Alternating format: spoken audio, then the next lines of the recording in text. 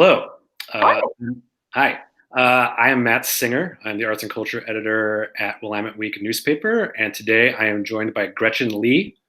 She is the education coordinator at Shebop, which pretty much everybody in Portland should know at this point is nationally famous women-owned sex toy boutique in North Portland. Thank you so much for being here with me today.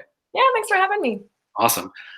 So first of all, just kind of tell me what you've been doing since you've been in quarantine personally. What have you been, eating, watching, and listening to? Great question. Um, Personally, I my life has changed quite a bit. I am lucky that I've been able to stay on with Shebop as the education coordinator. We've had a lot of work transitioning all of our classes from an in-person format to an online format. So there has been plenty of me doing work for Shebop in this time. But other than that, I mean, I was also coaching at a gym, and all gyms are closed now, so I'm not doing that. I'm doing a lot of at-home backyard workouts. I'm trying to learn how to be a semi-decent runner or jogger for the first time in my life, semi-successfully so far.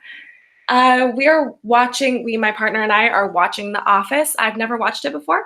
She is on her probably like fourth or fifth time through the entire series, and I think she's delighted that we're rewatching it. Um, Best purchase I made so far, I have it right next to me. Got a cold brew maker so that I Oh, can drink coffee all day because, man, do I miss paying someone else to make me midday coffee. Like, that was probably the thing that I have realized I missed the most, was having someone else make me my afternoon coffee and being delighted at that. And now I'm making it myself. So, just that kind of stuff, trying to keep moving and not fall into like the screen trap of laying and playing Candy Crush for hours. right. Well, Uh, um, what sort of advice do you have right now for sexually active single people who now suddenly find themselves quarantined at home, where literally physical contact with anybody is yeah. um, basically against the law, more or less? What advice do you have for people to kind of get through this period?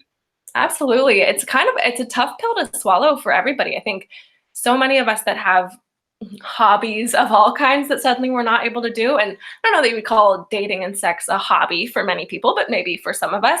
And to have that be on the list of things that's totally not okay. Like, you can't meet new people in person. You can't go on dates. You can't, if someone isn't like your close germ bonded partner, you can't just have them over or run over for a quick overnight and then come home. Like, those sorts of things have been taken away from us. And there's things out there that are saying, like, if you don't have a germ bonded partner or multiple partners right now, like, unfortunately, celibacy is your option, which is tough. Like, and I think like now, as all times are, but now is a great time to invest in some sex toys.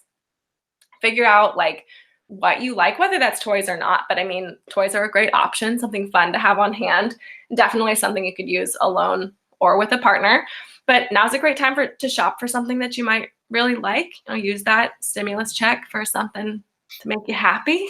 um, and to like, there are still connections to be made. I think that one nice thing about the fact that we're in a global pandemic, oh, not many nice things, but one thing about kind of everyone being in it together is that if you go on Tinder, Grindr, whatever sort of dating app you might want, everyone already knows that you're not going to be like, okay, now come over. Like, you can still flirt, you can still sext, you can still meet people and chat with people, and you take that back to your own body and your own time and do whatever you want with it.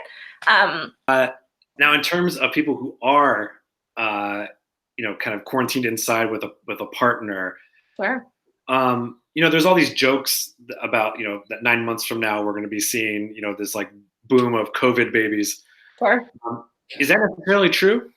Well, it's a good question, and I am interested to see sort of time will tell what actually does happen during this time.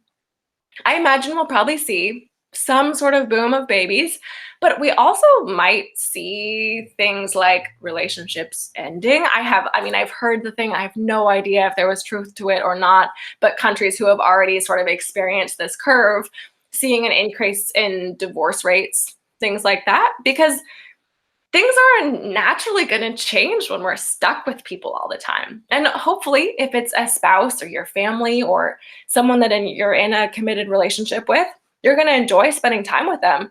But enjoying spending time with someone is different than being stuck inside with someone, and especially being stuck inside with someone during something that is deeply traumatic and scary and unknown, and having to do all sorts of things that you usually do apart now together.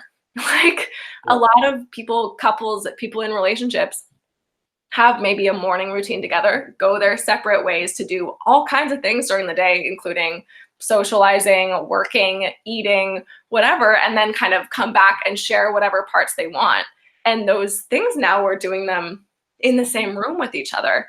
And I think a lot of people, I'm just kind of hearing anecdotally what I've heard from folks that are shopping, folks that are coming to classes, and friends and family members of mine. But I know a lot of people are experiencing less sexual activity than they were before.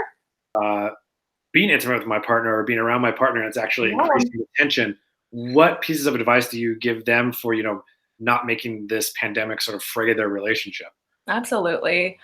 I would say something really smart that I heard recently by a local author, Joellen Noddy, just wrote a book on sex and depression. And something that she offered in her book reading was this idea that when you're experiencing mental health crisis or issues, or just really any sort of thing that is directly affecting your relationship to your sexuality, the idea that we shouldn't just do it. We shouldn't just be like, well, I should be having sex, and so I'm just going to because my partner wants to, or we're stuck here together and we should be. Don't just do it, but also don't just not do it, which I thought was really brilliant. This idea that there is no reason why we need to be having sex. And it's also worth checking out if you notice a significant change in the other direction. And it can feel kind of scary or kind of embarrassing and easy to just sweep under the rug and say like, just not really feeling it. I'm just going to avoid it or not talk about it. And if you have the opportunity to bring it up and say like, hey, I want to unpack this a little bit. I know we're having a lot less sex than we used to, and I feel stressed out and I feel out of touch with my body.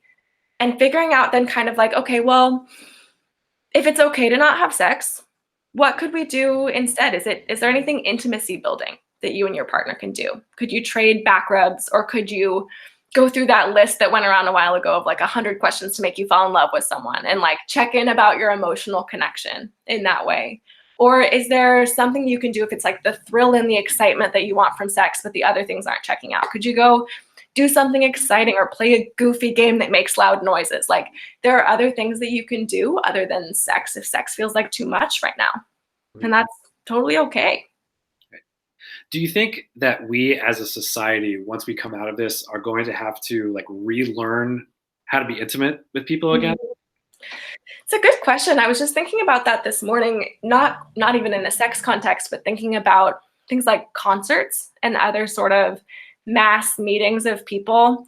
And I'm having allergies right now. And even just with like a little bit of sinus pressure in my face, how stressed I feel about like, ooh, if I were at the grocery store and I coughed or sneezed, that feels like a tough time in the social world that we're living in. And thinking about when all of this is over, I don't really know what it's going to look like for my own personal comfort of like experiencing sickness or symptoms of some kind and then being around other people, or the same thing back. I know that there's been times in the past where I've been pretty, cavalier about, I'm like, oh, you have a little bit of a cold, but whatever, we'll hug anyway, or like we'll even smooch, whatever, and I'll accept that risk.